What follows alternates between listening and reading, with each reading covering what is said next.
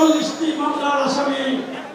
স্বীকৃতিপ্রাপ্ত বেসরকারি শিক্ষক কর্মচারীদের চাকরি জাতীয়করণ সহ 4 দফা দাবিতে মঙ্গলবার রাজধানীর সোহরাওয়ার্দী উদ্যানে শিক্ষক কর্মচারী ঐক্যজোটের এই শিক্ষক সমাবেশ।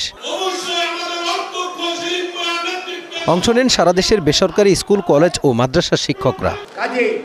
শিক্ষা এবং শিক্ষক, বিএনপির স্থায়ী কমিটির সদস্য সহ বিভিন্ন পেশাজীবী সংগঠনের নেতারাও যোগ দেন এই সমাবেশে। বিএনপি কথার ফুলঝুরি ছড়িয়ে আপনাদেরকে ভুলিয়েছে তা কিন্তু নয়, কাজের মাধ্যমে প্রমাণ করেছে বিএনপি শিক্ষক বান্ধব রাজনৈতিক দল। জনগণকে ধোঁকা দিয়ে রাজনীতি করতে চায়, তারা শিক্ষা ব্যবস্থায় অনুপ্রবেশ ঘটেছে তাদের।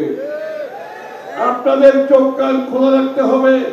আগামী নির্বাচনকে সামনে রেখে এই শিক্ষাঙ্গনে অনুপ্রবেশকারীদের আপনাদেরকে খেয়ালে রাখতে হবে। আর নির্বাচন ঘিরে ষড়যন্ত্র মোকাবেলায় সবাইকে সতর্ক থাকার আহ্বান জানান বিএনপির মহাসচিব। আসন্ন যে নির্বাচন আসছে, সেই নির্বাচনে আপনাদের একটা বিরাট ভূমিকা আছে।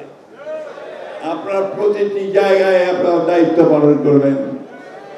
গভীর ষড়যন্ত্র শুরু হয়েছে যে সেই নির্বাচনকে ভিন্ন খাতে পরিচালিত করবার, কেউ যেন সেটাকে ভিন্ন খাতে পরিচালিত করতে না পারে, তার দিকে আপনারা সজাগ সতর্ক দৃষ্টি রাখবেন। লন্ডন থেকে ভার্চুয়ালি যোগ দেন বিএনপির ভারপ্রাপ্ত চেয়ারম্যান তারেক রহমান। শিক্ষা ও শিক্ষক সমাজের উন্নয়নে বিএনপির পরিকল্পনাও তুলে ধরেন তিনি। জনগণের ভোটে বিএনপি রাষ্ট্র পরিচালনার সুযোগ পেলে অবশ্যই রাষ্ট্রের সামর্থ্য অনুযায়ী শিক্ষকদের আর্থিক নিরাপত্তা বেষ্টনী বাড়ানো কিংবা চাকরি স্থায়ীকরণ কিংবা জাতীয়করণের বিষয়টি ইনশাআল্লাহ ইতিবাচক বিবেচনার জন্য উচ্চ পর্যায়ের কমিশন আমরা গঠন করব ইনশাআল্লাহ।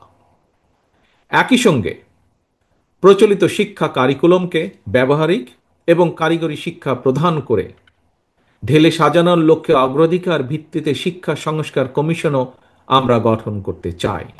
আসন্ন জাতীয় নির্বাচনে শিক্ষকদের সমর্থন ও সহযোগিতাও প্রত্যাশা করেন তারেক রহমান। আমরা যদি আমাদের শিক্ষা, আমাদের জাতিকে গঠন করে তুলতে চাই, তাহলে আমাদের যে পরিকল্পনাগুলো রাজনৈতিক দল হিসেবে আপনাদের সামনে উপস্থাপন করেছি, সেগুলোকে সফল করার জন্য আপনাদের সকলের সহযোগিতা আবারও আমি কামনা করছি। Mazharul Islam, star news, Dhaka.